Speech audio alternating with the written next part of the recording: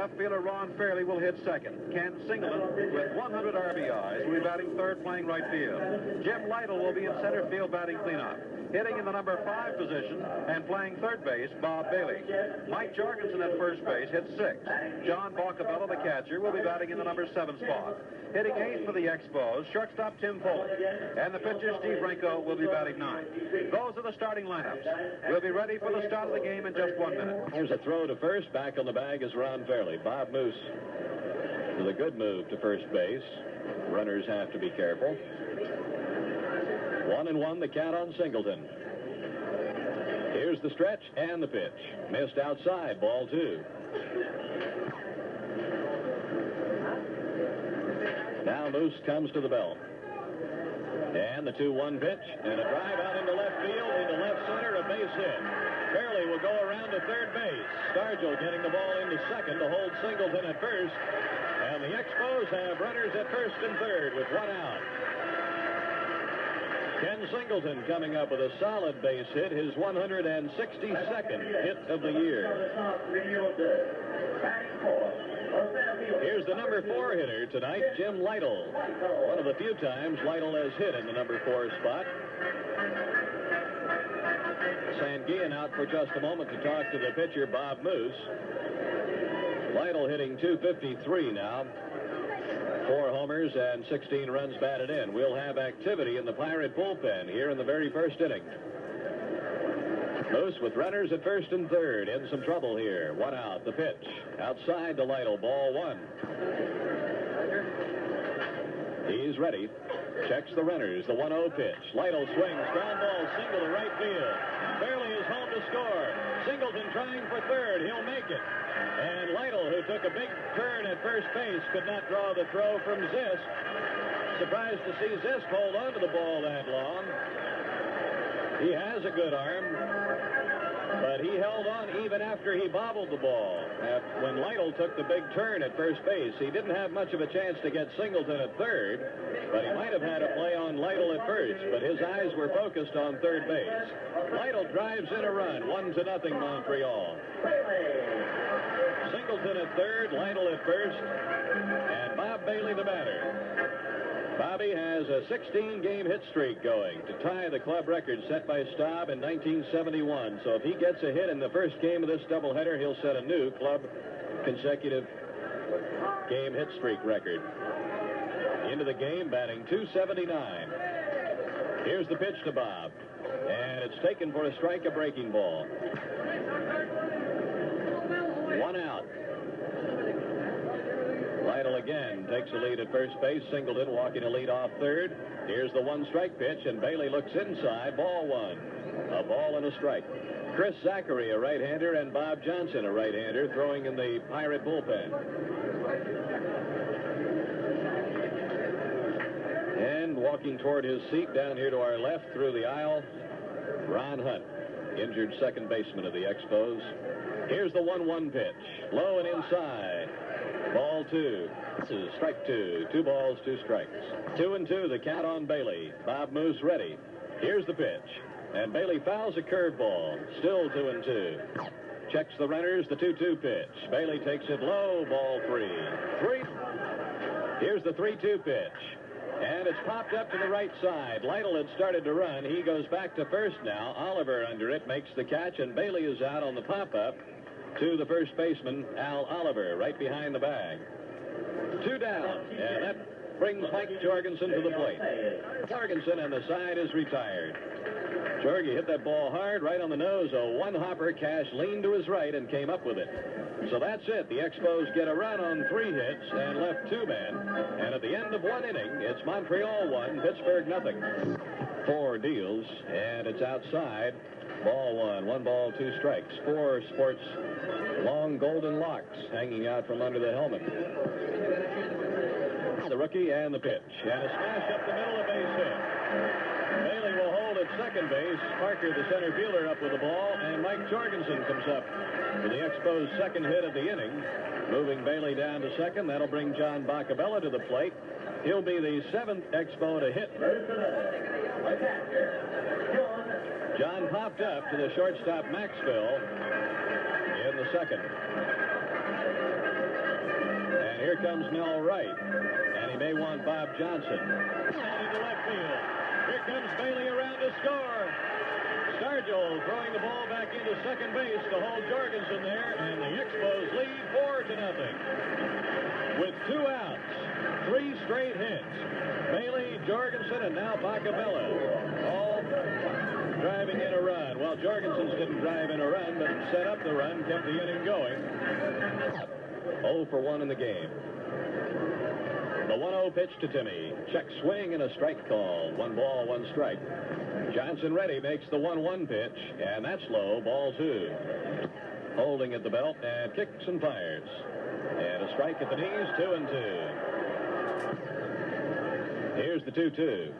Swing and a miss, struck him out. Foley fans, and that's it for the Expos. Johnson finally put out the fire, but not before the Expos scored 3 runs on 3 hits. No errors, 2 were left on base, and at the end of 3, it's Montreal 4 and Pittsburgh nothing. He's hit more than 42 home runs. Takes the first pitch low and outside for ball 1. In 1971, Stargell led 48 home runs. Led the league in home runs. Swung on and missed. 1-1. Left-hander Luke Walker and right-hander John Moreland at work in the Pirate bullpen. 1-1 on Stargell. Renko ready with the 1-1. The pitch. Checks his swing. No, Costello. Yes, says Gorman at third. On the appeal, a call strike. Or rather, a strike swinging, according to third base umpire Tom Gorman. Expos asked for an appeal from the man at third and got it. 1-2 on Willie Stargell. You need strikes any way you can get them off this big fellow. The 1-2 off the inside corner, 2-2. Stargell just scares the living daylights out of you just watching him swing. Gene Kleins is warming up his arm. Strike swinging. The big fellow strikes out. On a low-away fastball. So Renko logs his 3rd strikeout, and that's a big striker to get any time, early in the game or late in the game. Richie Hebner popped out to second base in the 1st. Richie can be dangerous. He's hit 24 home runs, driven in 69 runs, left-handed batter. Renko serves, popped up infield, Bacabella and Bailey. Let's see who calls for it. Bailey in foul territory makes the catch. 2 out. Expos in the lead 4-0. They've out hit the Pirates 6-2.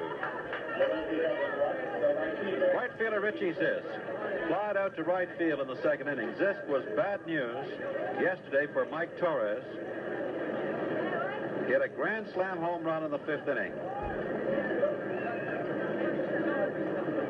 Left-handed batter. He led the International League in home runs last year with 25. Takes a strike 0-1. Montreal area. Wondering about seats? Yes, there are seats. Plenty of seats in the left field bleachers available for tonight's doubleheader. We do see a lot of empty seats, too, in the reserve section, so come on out. 2 strikes on Richie Zisk. The 2-strike pitch. High and outside for ball 1. 2 pitch. Fouled out of play. The only reason why Richie Zisk has not been up to stay before the Pirates, there just wasn't any room, as this ball club is just loaded with good hitters. But the death of Roberto Clemente created a vacancy. Pitch is high, the count is 2-2. Ron Fairley playing deep in left field. Jim Lytle straight away in center. Ken Singleton not quite as deep in right, and shaded just a bit toward right center field. 2 balls and 2 strikes on Richie Zisk. Steve Renko looks down at John Bacabella. Steve is ready with a 2-2, serves. Zisk pops it foul. Now let's see, Jorgensen might have a play. He's over near the seats, cannot get to it. It's into the seats. 2-2. The wind is blowing from right to left, so anything hit to left field will get an added boost from the wind blowing to left field. For those not familiar with Jerry Park, newcomers along the Expos Baseball Network, it's 340 feet down both foul lines, a very short fence, not very high, about 5 feet. 420 straightaway center field. Zisk takes a fastball high for ball 3. The power alley is very inviting, 368 feet. 3-2 on Zisk with Sanguillen on deck. The pitch, ground ball foul down the 3rd baseline. Into the Expos dugout, into the Expos bullpen, the count is still 3-2. I mentioned that Expos Baseball magazine for those of you who want the mailing address, you send $1 to Expos Baseball Souvenirs, Post Office Box 1387, Montreal 110, Quebec. Each mail order includes a color team photo of the Expos suitable for framing. Full count on Richie Ziz. Lytle just a bit over toward left center field. A 3-2 pitch, fouled again to the left of home plate. 3 balls and 2 strikes on Richie Ziz. Expos scored a run in the bottom of the first on a single by Lytle to right field with runners at first and third. They added 2 more in the third. Ken Singleton knocked in a run, the first run, on a ground ball to the right side, bringing in Larry Lentz from third. Bob Bailey knocked in a run, and so did John Boccabella. 4-0 for the Expos in the top of the 4th. Renko looks down at Boccabella. He's ready. Here's the 3-2. Foul to the right of home plate. Rolling over toward Don Leppard, coaching at first for the Pirates. That's the 5th ball that Zesk has fouled.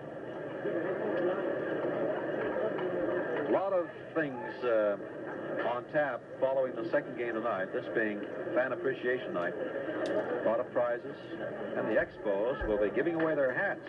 Here's a pop fly in a short right field. Jorgensen backing up. It's going to be a difficult play. Jorgie makes the catch in fair territory with his back to the infield over his shoulder. That was a tough play to make, and Jorgie made it. 3 up and 3 down for the Pirates in the 4th, nothing across. The score after 3.5 innings of play. Expos 4, the Bucks nothing. Game in center field, replacing Dave Parker. Kleins in center field, replacing Dave Parker. Bottom half of the 5th inning for the Expos. It'll be Steve Renko, then the top of the order, Larry Lentz. Steve has had 24 hits in 84 at-bats, hitting .286. Coming into the game, he's 0 for 1 in this game. Rounded out short to first in the 2nd inning. Steve has allowed just 2 hits so far, a double and a single.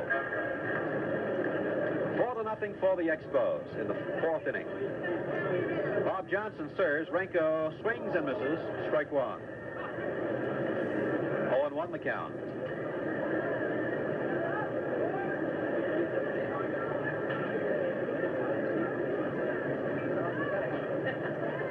Swung on and missed. Strike 2. Well, the magic number for Bob Bailey is now 39. If he hits safely in the next 39 games, carrying over till next year, he'll equal Joe DiMaggio's record of 56 consecutive games. Dave, I think that's a record that'll stand for a long, long time. Ball 1, 1-2. A lot of fans, a lot of baseball experts say that DiMaggio's record will last forever. Inclined to agree. 1-2 on Steve Renko. Johnson serves. Renko takes a strike, and he's out of there. Steve caught looking at a 3rd strike, and here's the top of the order, Larry Lentz. Lentz grounded out 3rd to 1st in the 1st. He walked in the 3rd. Went to 2nd on a pass ball. Fairley then walked. With runners at 1st and 2nd, Lentz and Fairley pulled off a double steal. Lentz stealing 3rd.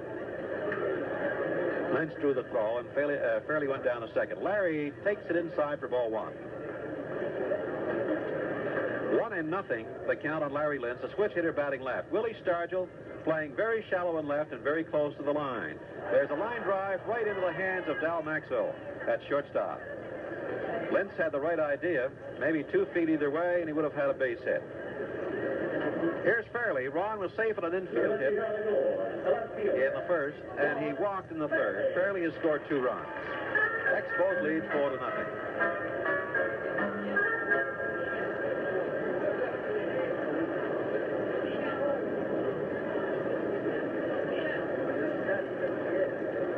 In the second game, Expos will be sending in the second game, they'll be sending Ernie McAnally. There's a ground ball to the right of Cash. Nice play. Throw to first in time to get Fairley, and just in time.